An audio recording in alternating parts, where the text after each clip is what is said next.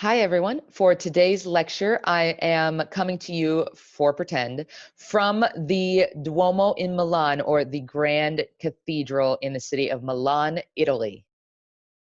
So today I want to give you an introduction to religion from the anthropological perspective. And I'm an anthropologist of religion. This is my favorite topic in the world. I spent the last couple of years traveling around the world, visiting religious sites and studying ritual. So we are right in my wheelhouse. And I want to give you guys some of the vocabulary that you're going to need to be able to understand what we are talking about this semester when it comes to religion. So, to begin, what do I mean when I say a religion? And there isn't one clear definition that everybody agrees upon. Obviously, religion is a really complex topic for anthropologists to grapple with. So, I use two different definitions that I really love. They really speak to me in a variety of different ways. The first is Clifford Geertz's definition. And if you remember, we talked about Clifford Geertz earlier this semester when we talked about symbolic anthropology and interpretive anthropology. So, as a symbolic anthropologist myself, I love Geertz's definition. So, Geertz's definition is my favorite. You can read it on the screen here because it points to a couple of ideas that I think are really important for the study of religion. He talks about religion being a system of symbols, meaning that everybody agrees on what certain symbols mean, and those symbols have really important religious impact. And as somebody who studies religious symbols, every time I go into a church, every time I go into a synagogue, every time I go into a temple or a mosque, I see them around me and I think about the ways that they impact the viewer and the ideas that they're supposed to get across. And that's because, as Geertz explains, symbols establish this reality. It creates these moods and motivations in the follower of the religion that create the way that they think about existence. It shapes their worldview, and it makes that worldview so realistic and so all encompassing and believable that there's no denying religion to a religious person. Like, if you talk to an evangelical about Jesus, Jesus is absolutely real as the sun, real as the moon, real as gravity, real as somebody talking directly to them. So, symbols create this overarching idea that is shared between people and that feels very factual and very realistic. I also like Emile Durkheim's definition. He is a sociologist quite a bit earlier. He's in the 19th century. And what I like about Durkheim's definition, right, about a unified system of beliefs and practices, is that he separates things which are sacred from the things which are everyday or mundane. And so by separating the sacred and the profane, he points to this idea that religion feels like the holy other. And those who believe in that bring themselves together in a single moral community. He uses the term church, but that doesn't literally mean like the church building behind me. It means church, a community of believers. So both of these definitions together are really, really powerful for understanding the concept of religion. And why do we have religion in the first place? Like, why is religion even important at all? And the answer is, in my opinion, the most important aspect of religion. It helps us to understand things which are difficult to understand. It helps us to explain existential questions. It provides us the ability to know the unknowable or F the ineffable, right? Ineffable means unknowable. So it allows us to F the ineffable in a sense. And it provides solace and comfort when we can't understand everything about our existence. Why do good people die? Like, why do innocent children die? Why is there suffering? What happens to us when we die? Why do we experience joy and loss? How does nature work? Right? All of these ineffable questions that are really difficult to comprehend. Religion gives us those answers. It provides the order amongst the chaos so that we feel safe and secure in our lives. And so everybody needs something to believe in, whether you believe in an organized religion, whether you are just a spiritual person, or whether you say, you know what, religion isn't for me, but the way that I think about science and the way that I think about humanism, I find faith in that. Like, all human beings need to have faith in order to get themselves through emotionally, physically, mentally difficult times.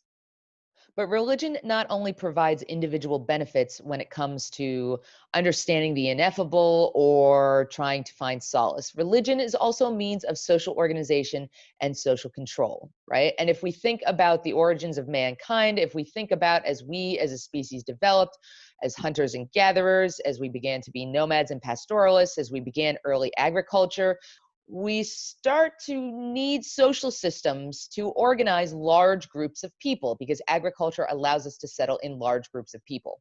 And we have those social systems, right? We've talked about a couple of them already. Politics, for example, and economics in order to organize the way that we socially interact with each other and the way that we trade goods and services, right?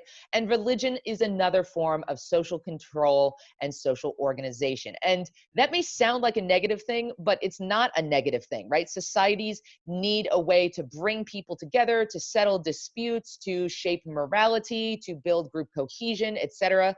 So while social control sounds like, dominance and a bad thing, like societies need control. Like life is very complex and the world is very disorganized and kind of scary. So religion provides kind of the emotional form of social control that brings people together, that creates harmony, that creates peace.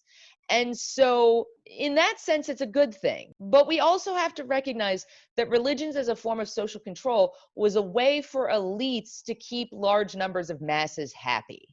And so when we talk about religious leaders and all of the people who follow them, when we talk about political figures who build great churches and cathedrals like the Milan Duomo behind me, when we talk about the way that religion is used to motivate political conflict and war and violence and crusades, right? Religion as a form of social control can be a very negative thing.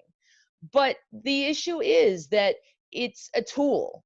It provides good social control. It can provide some pretty scary social control. And that's ultimately because religion is a neutral tool.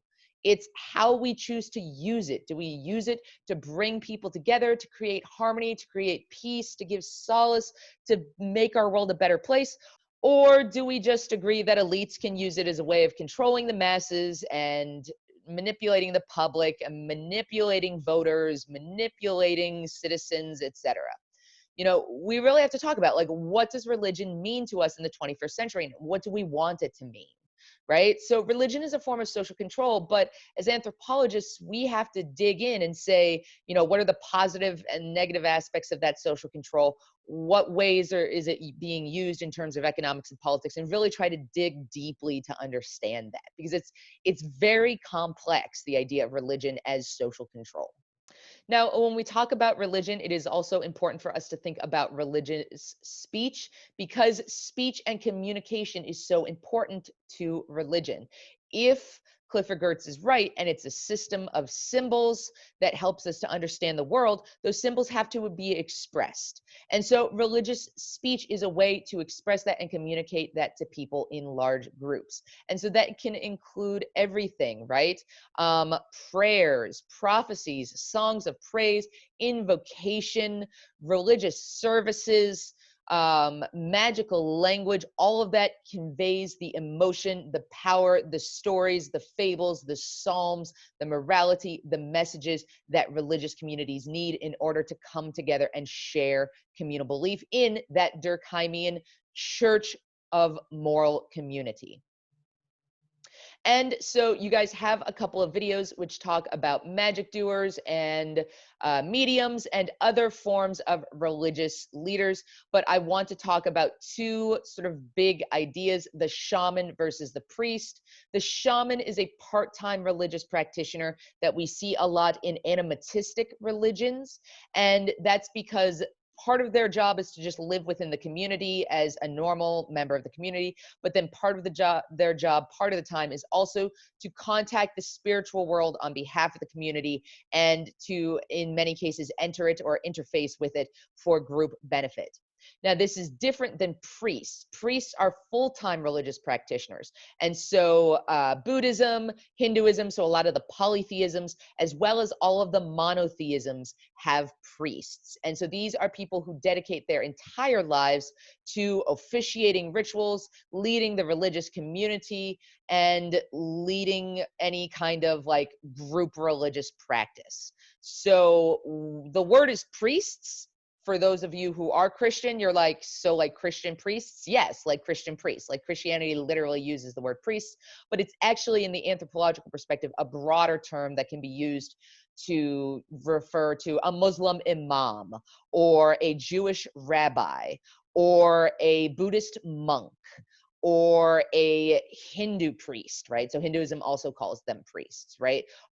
So lots of different religious faiths have priests, full-time religious practitioners. Sometimes they can communicate with the supernatural. Sometimes they can't communicate with the supernatural. So sometimes they've got a direct pipeline to God or the gods.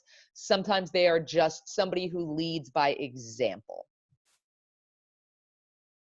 This is slightly different than prophets. So prophets directly communicate with the divine. They receive a message. Sometimes this is a vision. Sometimes this is voices in their head. Sometimes this is being handed a religious book. And it is their job as the prophet to communicate the message of the divine to the community. So all of the monotheisms, which you'll talk about in the monotheism lecture, all of the monotheisms have prophets. It's a very profound concept. And so Jesus is a prophet. Muhammad is a prophet. Moses is a prophet. Abraham is a prophet. Ruth is a prophet. Isaiah is a prophet. Jehovah is a prophet, etc., etc. But the prophetic tradition is also super powerful in Buddhism in particular. So the idea that Buddhism revolves around the various Buddhas, who are individuals who can prophetically understand the samsaric cycle of life and rebirth and are able to understand nirvana. And then their job, their role is to communicate this message to the people. So prophets, we see them in the monotheisms, and then we also see them in the polytheistic religion of Buddhism. All right, everyone, thanks so much. I hope you are comfortable with this religious vocabulary and the concept of religion and why religion is so important. And we will continue our discussions of religion from the anthropological perspective in our other lectures. Thanks so much for listening.